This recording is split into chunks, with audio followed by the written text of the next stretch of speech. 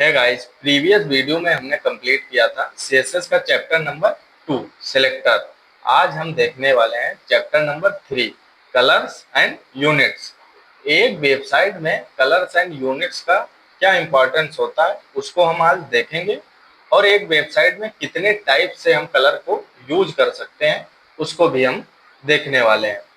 तो सबसे पहले हम देखते हैं व्हाट आर कलर्स। कलर्स क्या है? किसी भी HTML एलिमेंट के अपीयरेंस को चेंज करने के लिए कलर का यूज किया जाता है। अब अपीयरेंस क्या होता है? अपीयरेंस मतलब रूप। किसी भी HTML एलिमेंट के रूप को बदलने के लिए कलर का यूज किया जाता है। जैसे कोई H1 है, पैराग्राफ है, ड्यू है, उसमें हमको कलर देना है, उसका रूप बदलना है, तो हम कलर का यूज करेंगे। अब दूसरी साइड आता है व्हाट आर यूनिट्स। यूनिट्स क्या होते हैं? Unit define the size of element. Text space layout, image का साइज क्या होगा, टेक्स्ट का साइज क्या होगा, वर्ड के बीच में स्पेसिंग क्या होगी, एक्सेट्रा बहुत सारी चीजें। अब हम स्टार्ट करते हैं कलर से। तो पहला टाइप आता है नेम कलर। नेम कलर क्या होते हैं? ये प्री डिफाइंड कलर्स होते हैं। जैसे रेड हो गया, ब्लू हो गया, ग्रीन हो गया, ब्लैक हो गया, व्हाइट हो गया। इनके नेम से ही पता चल रहा है कि ये कौन से कलर हैं। ये हम पहले यूज भी कर चुके हैं, लेकिन इसको अभी हम प्रैक्टिकल में देखेंगे। जैसे ये ऐसे यूज किया जाता है। ये इसका सिंटैक्स है। आपको एक सिलेक्टर लिखना है या एलिमेंट लिखना है, उसके बाद आपको कलर, डायरेक्ट आप कलर का नेम दे दोगे। अब इसके बाद आता है RGB colour. RGB colour real world projects में बहुत ज्यादा यूज होता है, तो उसको हम देखते हैं और सिंटैक्स उसका देखते हैं, उसके बाद प्रैक्टिकल करते हैं हम लोग। RGB colour. RGB कलर क्या होता है? RGB colour stand for red, green and blue. R means red, G means green and B means blue. अब इसके 3 प्राइमरी कलर्स होते हैं। रेड होता है, ग्रीन होता है, ब्लू होता है। और जो इसकी हम वैल्यू दे सकते हैं वो 0 से 255 तक दे सकते हैं। अब सिंपल लैंग्वेज में समझे, ये जब हम छोटे थे तो ड्राइंग करते थे, तब हम कलर यूज करते थे। हमारे पास 5-6 कलर होते थे, उन्हीं को मिक्स करके हम बहुत सारे कलर बनाते थे। किसी को कम मिक्स करते थे, किसी को ज्यादा मिक्स करते थे। तो वही सेम पैटर्न आपको यहाँ फॉलो करना है। इसको हम प्रैक्टिकल देखते हैं, तब आपको ज्यादा समझ में आएगा। तो हम आ गए अपने VS कोड पे। VS कोड पे हमने 2 फाइल बना रखी, एक .html की एंड एक .css की। और हमने फाइल को लिंक भी कर रखा है CSS फाइल को, और यहाँ पे कुछ कोड लिखा है हमने, जो स्ट्रक्चर है इसको आप बोल सकते हो। हमने क्या किया, एक कंटेनर बनाया जो मेन पेरेंट है। आप इसको देख सकते हो, ये मेन पेरेंट है। इस पेरेंट के अंदर एक और ड्यू हमने क्रिएट किया, इसको क्लास हमने दे दिया बॉक्स। अब इस बॉक्स के अंदर हमने एक H1 बनाया और एक पैराग्राफ बनाया। अब इसको हम देखते हैं लाइव प्रीव्यू में, तब आपको समझ आएगा। ये ऐसा ऐसा हमने बनाया है। अब हम आ जाते हैं अपने CSS में। CSS में हम सबसे पहले क्या करते हैं, एस्ट्रिक लगा के इसको मार्जिन पैडिंग जो है इसको 0 कर देते हैं, 0, and box sizing border box, इतना हमने कर दिया। अब हम क्या करते हैं, ये जो मेन पेरेंट वाला बॉक्स है इसको थोड़ा डिजाइन देते हैं, ताकि आपको आगे चीजें ज्यादा समझ में आए। तो जल्दी से इसको हम डिजाइन देते हैं। हम इसको जो विड्थ है दे देंगे नियरली 800 पिक्सल, और बॉर्डर दे देंगे 2 पिक्सल सॉलिड रेड। एक सेकेंड, कंटेनर की स्पेलिंग यहाँ पे। अब ये सही हो गया। अब इसमें हम पैडिंग दे देंगे, पैडिंग 20 पिक्सल की। अब ये जो वैल्यू हम देख रहे हैं, ये सब हम आने वाले वीडियोस में एकदम क्लियर समझेंगे, अभी आपको घबराने की बात नहीं है। उसके बाद हम क्या करेंगे, इसको मार्जिन दे देंगे। मार्जिन हम टॉप से 20 पिक्सल, टॉप एंड बॉटम से, एंड लेफ्ट एंड राइट से ऑटो कर देंगे, ऑटो। अब इसका फायदा क्या है कि हम इसको ऐसे करते हैं तो आपको समझ आएगा। टॉप से 20 पिक्सल है, लेकिन लेफ्ट एंड राइट से ये बिल्कुल मिडिल में है, इसलिए हम ऑटो यूज किए हैं। अब इतना हो गया। अब हम क्या करते हैं, बॉक्स को भी थोड़ा स्टाइल दे देते हैं। बॉक्स को हम दे देंगे नियरली, बॉर्डर हम दे देंगे 2 पिक्सल सॉलिड ग्रीन, ये हमने दे दिया। इसमें भी पैडिंग दे देंगे हम 20 पिक्सल। ये इतना हमने कर लिया। अब आते हैं हम नेम्ड कलर पे। अगर नेम कलर हमको इस बॉक्स की हेडिंग को, हमको H1 को कलर देना है रेड, तो ये रेड हो गया, इसको बोलते हैं नेम्ड कलर। अब अगर हमको आरजीबी कलर देना है, तो आरजीबी कलर देने के लिए हम क्या करेंगे, इसको हम क्या करते हैं, बैकग्राउंड कलर जो है, बैकग्राउंड कलर में आरजीबी वैल्यू सेट करते हैं, आरजीबी। इसके बाद आपको ब्रैकेट्स लगाना है और इसमें आपको 3 वैल्यू देना है। अगर आप 2 देते हो पहली वैल्यू, सेकंड वाली वैल्यू आप 35 देते हो, थर्ड वाली वैल्यू आप 30 देते हो, तो ये आप देख सकते हो ये ऐसा कलर आ गया है। आप इसमें कुछ भी वैल्यू दे सकते हो, अपने हिसाब से मिक्स कर सकते हो। अगर आपको रेड देना है इसमें, तो पहली वैल्यू को 255 आपको कर देना और दूसरी और तीसरी वैल्यू को 0 कर देना, तो ये रेड हो जाएगा। अगर आपको ग्रीन करना है, तो आपको पहली वैल्यू को 0 करना है, सेकेंड वैल्यू को 255 कर देना है और थर्ड वैल्यू को भी 0 कर देना। तो ये ऐसे सेट होता है। अब ऐसे तो कलर कोई सेट नहीं कर सकता है, अगर ऐसे सेट करने पे आ जाए तो उसको पता ही नहीं चलेगा कौन सा कलर कैसे सेट होगा। तो इसके लिए हम आते हैं ब्राउजर पे। ब्राउजर पे आने के बाद आपको यहाँ पे डालना है कलर पिकर।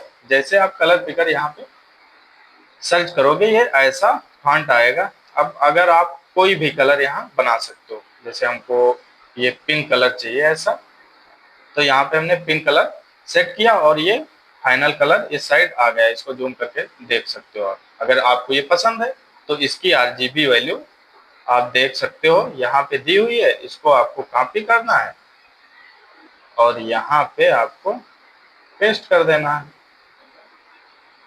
तो ये देख सकते हो ऐसा कलर आ गया है। अब रियल प्रोजेक्ट्स जब आपको मिलेगा तो उसमें डॉक्यूमेंटेशन में सारी डिटेल दी हुई होती है कि कौन सा कलर कहाँ पे यूज होगा, कौन सा कोड यूज होगा, कौन सा टाइप यूज होगा, सारी डिटेल आपको दी हुई होती है, खासकर रियल प्रोजेक्ट्स में जब आप कंपनी में काम करते हो। लेकिन ये है कि आप अपनी जब वेबसाइट बनाते हो तो ऐसे आप कलर मैनेज कर सकते हो कलर पिकर से।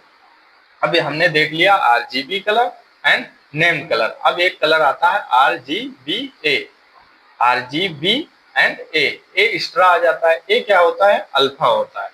अल्फा क्या करता है, ट्रांसपेरेंसी को डिफाइन करता है। ट्रांसपेरेंसी मतलब पारदर्शिता को। अब यहाँ हम फोर्थ वैल्यू जब कॉमा लगाएंगे, इसको अगर 1 कर देंगे तो एकदम जैसा कलर है वैसा ही दिखेगा। अगर हमको इसको थोड़ा डल दिखाना है तो हम 0.5 कर देंगे, तो आप देख सकते हो ये हल्का हो गया। 0.1 करोगे तो ये बिल्कुल हल्का हो जाएगा और आपको यहाँ पे ए यूज कर लेना है। तो ये आरजीबी कलर हो गया। हमने अभी तक 3 टाइप्स देख लिए, name colour, RGB colour and RGB colour. अब हम आते हैं नेक्स्ट कलर टॉपिक पे। नेक्स्ट कलर है हेक्स कलर। हेक्स कलर क्या होता है, hex is another way to represent RGB colour. ये दूसरा रास्ता है आरजीबी कलर को रिप्रेजेंट करने का। इसमें क्या होता है, it is more compact than RGB and is widely used in modern website. ये मॉडर्न वेबसाइट में यूज होता है और आरजीबी से कॉम्पैक्ट होता है। अब इसका सिंटैक्स क्या होता है, इसका सिंटैक्स सेम होता है, बस कलर्स कैसे आपको यूज करना वो डिफरेंट होता है। इसमें हैज का यूज किया जाता है और आप जो डिजिट है वो 0 से 9 तक यूज कर सकते हो और अल्फाबेट जो लेटर है वो ए से एफ तक यूज कर सकते हो। अब इसमें भी वही फार्मूला है, अगर आप फर्स्ट एफ एफ यूज करोगे तो रेड हो जाएगा, सेकेंड एफ एफ यूज करोगे तो ग्रीन हो जाएगा, थर्ड एफ एफ यूज करोगे तो ब्लू हो जाएगा। अब इसमें भी आप कोई भी कलर बना सकते हो, तो इसको हम देखें तब आपको ज्यादा समझ में आएगा। तो हमको अगर इस पैराग्राफ पे हेक्स कलर देना है तो हम बैकग्राउंड कलर दे देंगे इसको हैज। अब हमको कोई भी कलर जो दिमाग में आए वो दे देना, जैसे हम पहला दे देंगे एफ, दूसरा दे देंगे 3 वैल्यू, फिर हम दे देंगे डी, उसके बाद 4, उसके बाद ई, उसके बाद 7। तो आप देख सकते हो ये ऐसा कलर बन गया है। अगर आपको इसकी भी वैल्यू कलर पिकर से लेना तो यहाँ पे आना है, थोड़ा येलो टाइप बनाना है या पैरेट कलर बनाना है तो यहाँ पे आना, पैरेट कलर पिकर में सेलेक्ट करना है और यहाँ पे आप देख सकते हो हेक्स वैल्यू आ गई। इसको कॉपी करना है आपको और यहाँ पे आपको पेस्ट कर देना है। तो देख सकते हो ये ऐसा कलर आ चुका है। तो ये ऐसे वर्क करता है। इसमें वैल्यू 0 से 9 एंड अल्फाबेट में ए से एफ तक यूज होती हैं। अब नेक्स्ट कलर पे हम आते हैं। HSL stand for hue, saturation and lighting. Hue क्या होता है? ह्यू कलर डिफाइन करता है, कौन सा कलर होगा। सैचुरेशन क्या करता है? सॉलिडिटी लाता है। और लाइटिंग क्या करता है? डार्क एंड लाइट डिफाइन करता है कि डार्क रहेगा या लाइट रहेगा। ये वैल्यू आप जब आप अपना वीडियो या फिर फोटो एडिट करते होगे तो ये ऐसी वैल्यू आप देखते होगे। अब इसका सिंटैक्स क्या होता है? इसका सिंटैक्स भी आरजीबी की तरह होता है। आपको HSL यूज करना है और उसमें 3 वैल्यू यूज करना। अब फर्स्ट वैल्यू में परसेंटेज आपको नहीं लगाना है, सेकेंड एंड थर्ड वैल्यू में आपको परसेंट लगाना है, बस इतना फर्क है। अब इसको हम यूज करते हैं। अगर हम यहाँ पे कर देते हैं कलर, इसका कलर HSL ब्रैकेट लगाएंगे। अब यहाँ पे हम भी कोई वैल्यू देते हैं, अभी जैसे 25 दे दिया पहली, और सेकंड हमने दे दिया 40% एंड थर्ड दे दिया हमने 60%। तो देख सकते हो ये येलो टाइप कलर बन चुका है। अब अगर इसकी भी वैल्यू आपको कलर पिकर से लाना है तो आपको आना है ब्राउजर पे, और अगर आप इसको थोड़ा ऑरेंज सेट करना चाहो, यहाँ से भी सेट कर लीजिए आप इसको, ये ऐसा आ जाएगा। अब आपको HSL यूज करना है। यहाँ पे HSL आ गया है, इसको कॉपी करना है और यहाँ पे आपको पेस्ट कर देना और ये डिग्री हटा देना, तो ये ऐसा आ जाएगा। अब इसमें भी अल्फा होता है, जैसे RGBA में ए आता था, इसमें भी HSLA आ जाता है। ए क्या करता है? वही ट्रांसपेरेंसी को डिफाइन करता है। तो इसको आप खुद से एक्सप्लोर कर सकते हो। अब हम जानते हैं कि रियल प्रोजेक्ट्स में कौन से यूज होते हैं। तो रियल प्रोजेक्ट्स में आपको RGB, RGBA and hex colour बहुत ज्यादा देखने को मिलेगा। नियरली 80% आपको यही देखने को मिलते हैं। अब हम आते हैं नेक्स्ट टॉपिक पे, units. CSS units. CSS units होते हैं, एब्सोल्यूट यूनिट्स होते हैं और रिलेटिव यूनिट्स होते हैं। एब्सोल्यूट यूनिट्स कौन से यूनिट्स होते हैं? जो फिक्स वैल्यू होते हैं। जैसे हमने फिक्स कर दिया कि 10 पिक्सल, तो वो 10 पिक्सल ही रहेगा, उस वो किसी के रिलेटिव में नहीं सेट होता है। दूसरे आते हैं रिलेटिव यूनिट्स। रिलेटिव यूनिट्स में परसेंट हो गया, एम हो गया, रेम हो गया, VH हो गया, VW हो गया। जिनके आगे ये ब्लू टिक है, यही रियल प्रोजेक्ट्स में यूज होते हैं, नियरली 95 से 98%। और ये जो जिनके आगे ब्लू टिक नहीं है, ये सिर्फ आप अपने आप से एक्सप्लोर कर सकते हो। हम ये देखेंगे जो ये ग्रीन वाले हैं। अब PX क्या करता है? PX फिक्स साइज रिटर्न करता है, फिक्स साइज हमको देता है। परसेंट क्या करता है? परसेंट पेरेंट के अकॉर्डिंग चलता है। अब इसको सिंपल लैंग्वेज में समझे ऐसे है कि जैसे आपके फादर की हाइट है 6 फीट, तो अगर आपकी हाइट हम सेट कर दें 50%, तो 6 फीट का 50% कितना हुआ? उसका हाफ हुआ, 3 फीट हुआ।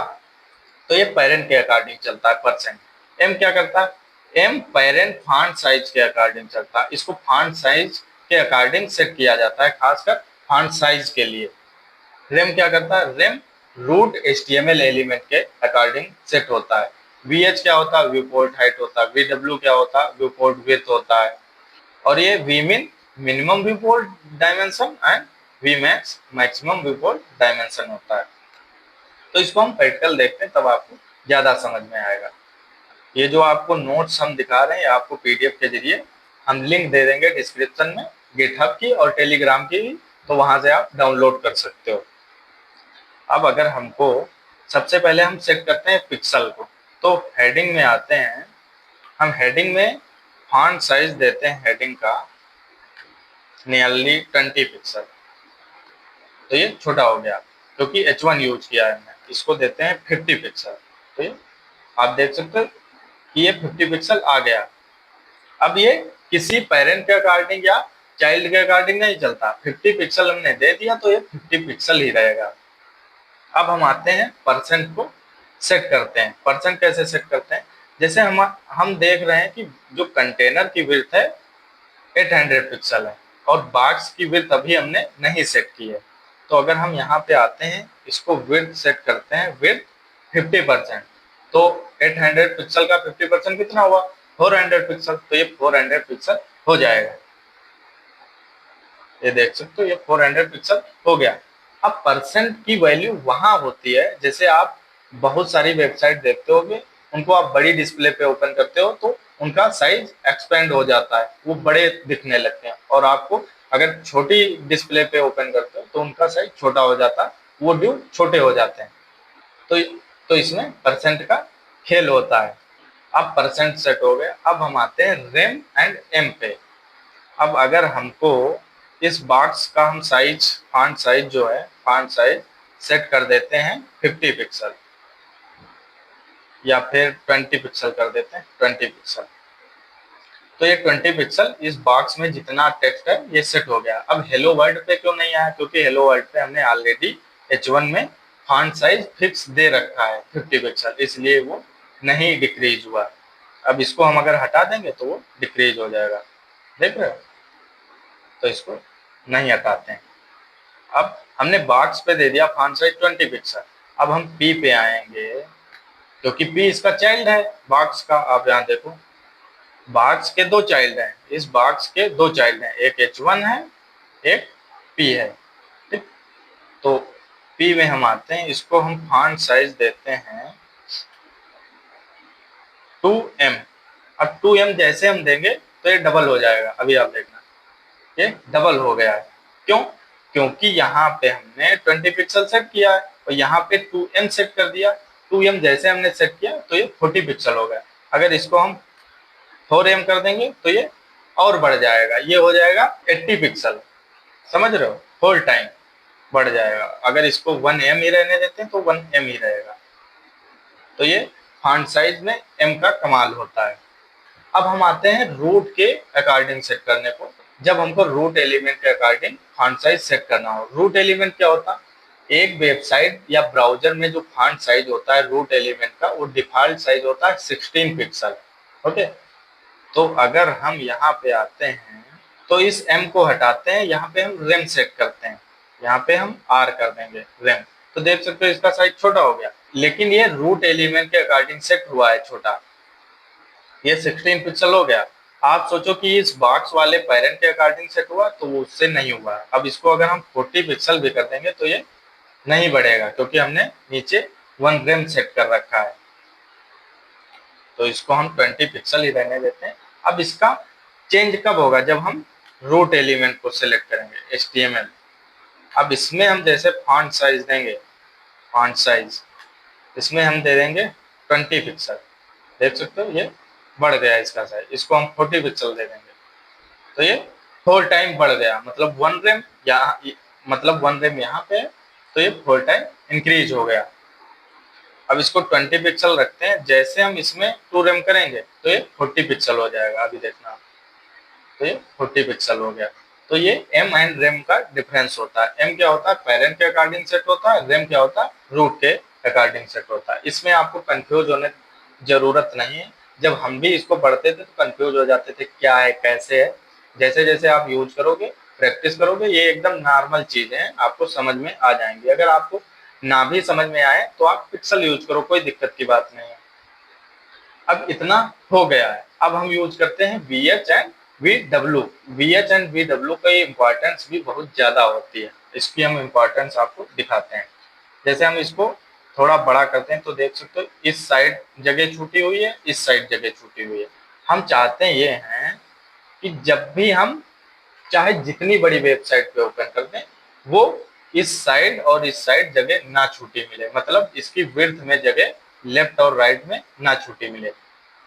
तो आप इसको क्या करना है, आपको इस कंटेनर में आना है, कंटेनर में आपको विड्थ दे देना है, विड्थ 100 VW। जैसे हमने VW दिया आप देख सकते हो ये एकदम टच हो गया। इसको हम अगर ब्राउजर पे भी रन करें तो ये देख सकते हो आप, यहाँ से ये सेट हो गया, लेफ्ट एंड राइट में बिल्कुल टच हो गया। तो इसको आप छोटा करोगे उस हिसाब से एडजस्ट होता जाएगा। तो कोई भी वेबसाइट जब रिस्पॉन्सिव बनाना होता है तो ये सब यूनिट्स काफी यूज किए जाते हैं। अगर हम हाइट भी सेट कर दें, जैसे हम इस बॉक्स में आते हैं, इस बॉक्स में हम हाइट सेट करते हैं अब जैसे आप देख सकते हो यहाँ पे ये फुल हाइट नहीं ऑक्यूपाई कर रहा, इसको हम 100 VH जैसे करेंगे तो ये फुल हाइट ऑक्यूपाई कर रहा है। सिर्फ टॉप एंड बॉटम पे जो हमने 20 पिक्सल मार्जिन सेट कर रखा है वो मार्जिन आ रही है और कुछ नहीं आ रहा। अगर हम इसको 80 कर देंगे, 80 VH मतलब 80 व्यू पोर्ट हाइट, तो ये 80 हो जाएगा। ये देख सकते हो ये 80 VH व्यू पोर्ट हाइट है। अब व्यू पोर्ट होता क्या है, जो आपकी डिस्प्ले होती है वो आपकी व्यू पोर्ट होती है। तो नेक्स्ट वीडियो में हम नेक्स्ट टॉपिक कवर करेंगे, उसके लिए आप वेट कीजिए। और जो लोग नए हैं वो चैनल को सब्सक्राइब कर लें, बेल आइकन को भी प्रेस कर दें ताकि मैं कोई भी वीडियो डालूं आप लोगों को नोटिफिकेशन मिल जाए। तो आज के लिए इतना ही। Thank you.